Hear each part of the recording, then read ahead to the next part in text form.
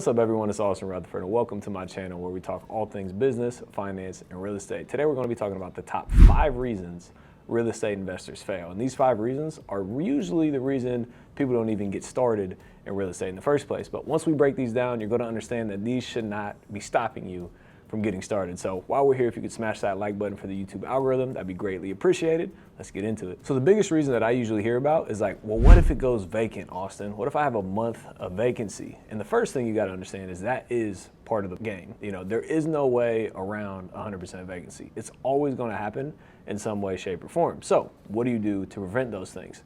A few things. The first thing is when it is renovated, don't blow your profits every single month. So if you're making $200, $400, $600, $800 a month in profit, don't go out there and spend that from month 1. The thing that you should be doing is saving for the first 6 to 12 months of all the profits. So you should be stacking a war chest so you can have it for future unknowns. The other big thing here is if you're dealing with single family real estate, turnover is going to be a lot less, which means you're probably going to have less vacancies. Now, if you're dealing with apartment buildings turnover is usually a lot more. You got to understand, people in apartment buildings are usually in transitioning in their life or moving from place to place. If somebody goes out there and rents a home, they're trying to stay there for a longer period of time, normally. So you got to understand your investment strategy as well. If you're planning on single family houses, you may have a little bit less vacancy. If you're planning on apartment buildings, you may have a little bit more vacancy. So when you're running numbers, the last thing you want to do is assume that you're having 100% occupancy. It never happens. So what number do we use for vacancy when running numbers? We run at about an 8% vacancy. At least that's the projections that we have. So if you think about that on a 12-month period, that calculates to about 1 month every year of vacancies. So we run our numbers on vacancies at about 8% a year. Again, we save our money, our profits, because we understand that there will be a vacancy. Then when there is a vacancy, we have that money to cover that mortgage payment for that month. The second thing is repairs. Usually these are the 2 most expensive things when owning rental properties, right? So what do we budget for repairs? We budget about 5% a year of the collected rent to go back into repairs. But the thing you got to understand here is there's a couple different investing strategies. Our investment strategy, when we buy a property, we renovate it completely and then turn it into a rental property, also known as the BRRRR method: buy, renovate, rent, refinance, and repeat. So when we have a performing rental property, our property has already been renovated. So if it needs a new roof, we put it on. If it needs a new furnace, we put it in. AC, hot water tanks, windows, flooring, kitchens, bathtubs, surrounds, all these things that cause normal wear and tear and normal maintenance problems that cost money. We're doing these things when we buy the property. So our repair cost is sometimes a lot less than other people because we're going in there and repairing it from the very beginning. Now, you got to understand, you are still going to have to do some of those things. So if we're buying a property and there's 10 years on the roof, but it could last 15 years, we're not replacing that. If it's 15 years and it's super old, we're probably going to replace it. But if it was 10 years, we would keep it and know that in the next 5 to 7 years, give or take, we're going to have a huge expense of roof, right? Depending on the size of the house, could be $3 grand, $5 grand, $7 grand, $10 grand. So we know that we have to save some of that money and put it aside because we're going to have a large unexpected cost at some point in the future. Whether that's a roof, a furnace, an air conditioning unit, whatever it is, you're going to have those. Usually those last like 15 to 20 years, but there's always going to be expenses like that. Now the other normal wear and tear, like clogged toilets, for us, we bill those back to the tenants because when the tenants move in, they have working plumbing. So if they clog the toilet, we're not paying for that. We'll fix it, but we're going to bill back the tenant in rent because they're the ones that clogged the toilet in the first place. And then once tenants move out, if they damage the property, we have their security deposit to repair those damages. So if a couple doors are broken off, or a couple blinds are messed up, we fix it because we need another tenant to move into the property.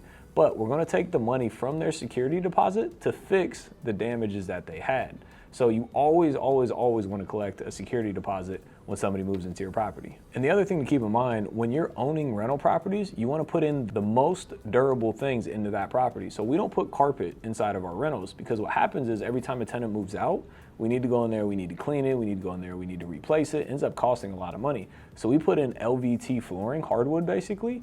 So when tenants move out, we don't ever have to go in there and replace a hardwood. We just hit it with a mop and a broom, and then there's nothing to replace. So our repair budget, again, is a little bit less because we're hardening our property from the beginning, so we don't have continuous repair maintenance costs and having to replace things. We put in things that ideally last the longest time in rental properties, so we don't have to cover those expenses every single turnover going forward. And the third reason people fail is property management. And there's like 2 or 3 ways that this can be part of like a failure in real estate. The first one is you try to manage it yourself and you do horribly at it because you have no idea how to manage properties, which you shouldn't, in my opinion. I think you should always outsource and get a property management company. So first way is if you do it yourself and you just suck.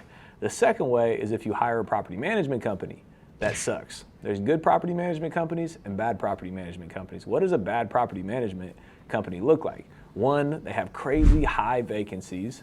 They have high turnover. They don't take care of your tenants because if they're not taking care of the tenants are going to move out, which then you're going to have to pay to replace the tenant and or turn the unit over to get another tenant in there and renovate it and paint it and put new carpets in. So at the end of the day, it's only costing you money. It's not costing the property management company money. It's costing you money because you pay for the bills. Or worst case scenario with property management, they don't know how to vet tenants, which means that they put a tenant in there. That's horrible. They move in, they stop paying rent, you gotta then evict them. You then have, months and months and months and months and months of no income, and you gotta go and you gotta renovate the property again in the first place. So like, property management companies, the wrong property management company can absolutely screw you over. And then the last part about property management, let's say you're buying a property and you plan to manage it yourself. Again, I don't recommend that, but let's say you wanna do that to save a little bit of money.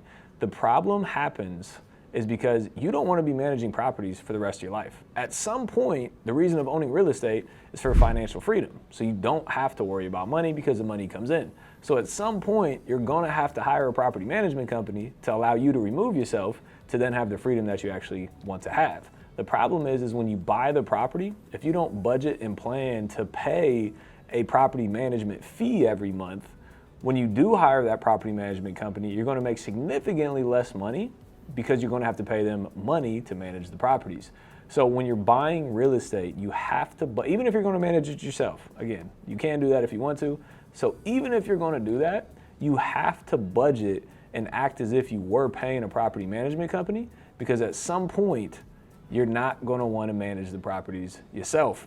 And, well, Austin, I'm not going to manage it. I'm just going to sell it when I'm ready to retire. Okay, when you go to sell it, whoever buys that property is probably not going to want to manage it themselves, so they're going to hire a property management company. So when they're analyzing the deal, they're putting that expense into their numbers, so they're going to offer you less money for the property because they have to pay a property management company because they actually want to have freedom, which is the point of owning real estate. So property management companies, the wrong property management companies, or not budgeting for property management companies, or you managing the properties yourself, can also be a big reason that people fail. The fourth reason people fail in real estate is because they place bad tenants in their rental property. This is like one of the worst ways to go out because unfortunately there's a lot of states out there that side on the side of the tenants. Even if they're not paying rent, they still give the tenants leeway. So bad tenants can 100% make or break your deal. Just to give you an example that I had is I bought a property, fully renovated it, placed the tenant inside the unit. They paid rent for 1 month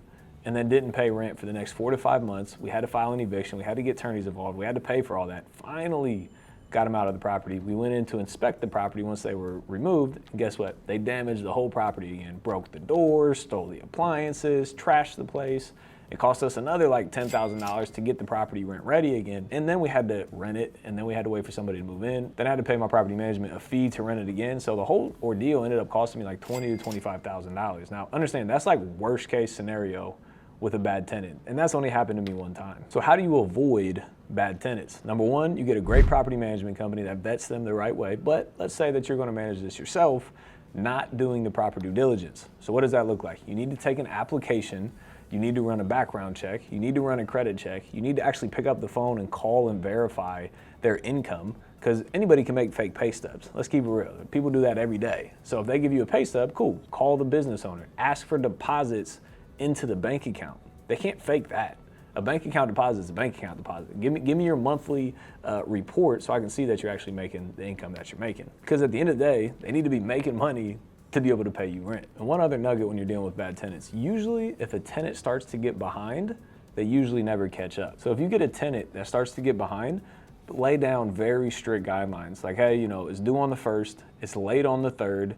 If it's not paid on the 3rd, you have an eviction notice on your door on the 4th. And then if you start like laying it out, giving them till the 5th or the 10th, and then they pay, Then the next month it might be the 10th or the 15th, and then they pay. Then the next month it might be the 15th or the 20th, and then they pay. And then you look up, and all of a sudden you're 2 months behind. Then you file the eviction. Then it's another month, 2-3 months to get them out of the property. And again, months and months and months and months of non-payment. Normally when a tenant starts to fall behind, it's very rare that they actually are able to make it back up. So my advice would just be to be very strict and upfront and forthcoming with them. Say like, hey, I understand, here's the option, here's the payment plan. If you can't do this, unfortunately, we're gonna have to find you another place. Then the last thing with bad tenants, think about this. Where would a good tenant want to stay? In a property that has very good conditions in it.